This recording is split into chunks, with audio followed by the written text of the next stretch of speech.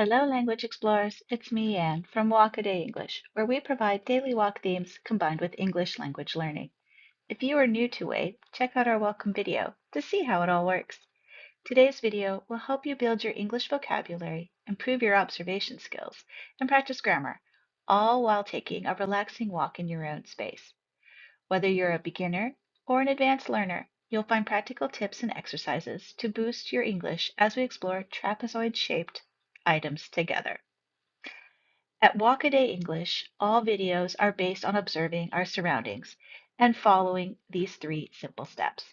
First, take regular walks or spend time in different environments, actively noticing objects, signs, and people, and then describe what you see using new English vocabulary. Often I walk the same route and see different things each time.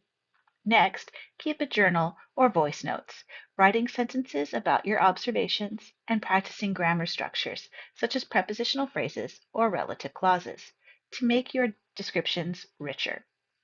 You can get feedback on your journal entries from an ESL instructor by signing up at WADE. Finally, shadow what I say in the video. Listening to and repeating sentences about our surroundings helps us build confidence in speaking and reinforces vocabulary and grammar in real-life contexts.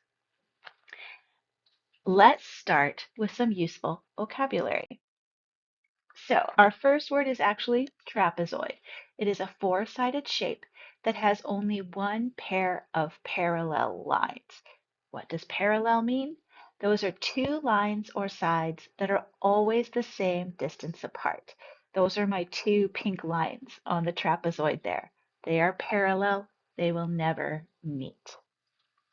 Now, parallel lines are often called the baselines. They are the top and the bottom side of the trapezoid. The legs are the non-parallel sides of the trapezoid. You can see my pink lines have moved to the right and left side of the trapezoid. These are the legs. The angle is the space between the 2 sides where they meet. In this case, my arrow is pointing at an angle that is less than 90 degrees. The angles at the top of the trapezoid are bigger than 90 degrees. And our final word is symmetrical. When both sides of the shape are the same or mirror each other, it is symmetrical. So with my pink line here, the right side and the left side are symmetrical. If I were to make that line horizontal, then the top and the bottom would not be symmetrical. They are not a mirror of each other. When you go for a walk, look for objects that have these features. Maybe a sign, a window, or even a patch of sidewalk. Remember, you don't need to find a perfect trapezoid. Just noticing shapes is a great start. Every time you spot one, you're training your eyes and your English at the same time. Don't worry if you're not sure at first. Just give it a try and have some fun. Now let's talk about using relative clauses to describe what we see. Relative clauses help us add more information to a sentence. We often use who, that, and which. Here are some examples. So I saw a sign. Sign, is shaped like a trapezoid. So I could use 2 simple sentences, or I can combine them. And in combining them, I can use the word which, because sign is an object, or I can use that. I saw a sign which is shaped like a trapezoid.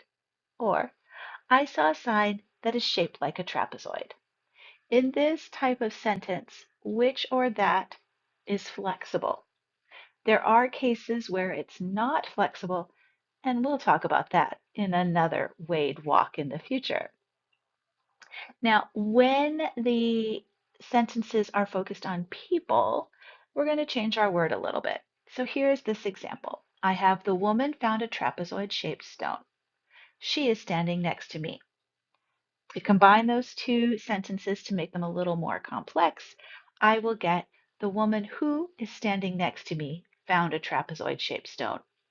Or the woman that is standing next to me found a trapezoid-shaped stone. Now, in this case, I'm focusing on the fact that she found the trapezoid-shaped stone. If I wanted to focus on the fact that she's standing next to me, I can switch my sentence around a little bit and have the woman who found a trapezoid-shaped stone is standing next to me. The woman that found a trapezoid-shaped stone is standing next to me. So, using relative clauses makes our sentences richer and more interesting. The more you practice, the more natural it will feel. You can download today's PDF guide linked in the description. All this information and some journaling questions are there to guide you through today's walk and journal entry. Give it a go. Now, before we take a look at my journal entry where I describe the trapezoids I found, this is the part of the video where I encourage you to practice your speaking by shadowing what I say. And if you're new to shadowing, check out my welcome video. Shadowing helps you improve your pronunciation and speaking confidence.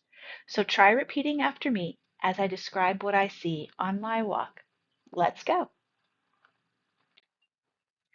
I was talking to my son about his geometry assignment on the way to school, and I noticed the lamppost that is next to my home had four sides, and each of them were trapezoids. I thought there would only be one, but there were more. On the side of this house are a number of trapezoids. They aren't all symmetrical or have perfectly straight sides, but they match the description of a trapezoid. Some of the stones that are on the building are not trapezoids, but are irregular quadrilaterals, four-sided shapes, or shapes with different numbers of sides. Here is a garden stone shaped like a trapezoid. I thought of a fun class activity where students look around the schoolyard for trapezoids. The student who finds the trapezoid can measure the lengths of the bases and legs. The student who has the pen and paper can calculate the area of the shape. My son didn't think it would be as fun as I thought. We were almost at school when I saw this curb that separates the parking lot from the sidewalk. I declared, "Another trapezoid found." My son just sighed and quickly walked to school. On my way back home, I continued to look for trapezoids. I saw some on car rims, but I couldn't find the one I wanted to photograph, a keystone. A keystone is a trapezoid-shaped brick, block, or stone, which is in the center of an arch, like over a door or a window. These are more common downtown, so I will have to keep my eyes open the next time I walk there. Now it's your turn. Take a walk in your own space, look for trapezoid-shaped items, and use the vocabulary and grammar we practiced today. Don't forget to write your own journal entry and share your discoveries. I can't wait to hear what you found. If you would like to get personalized feedback on your journal entry, become a WADE member by signing up on our website. Take a look at the next video for another great Walk-A-Day English language adventure. If you liked this video and would like to see more, click on the subscribe button. Until our next walk, stay safe and go explore your space, one word at a time.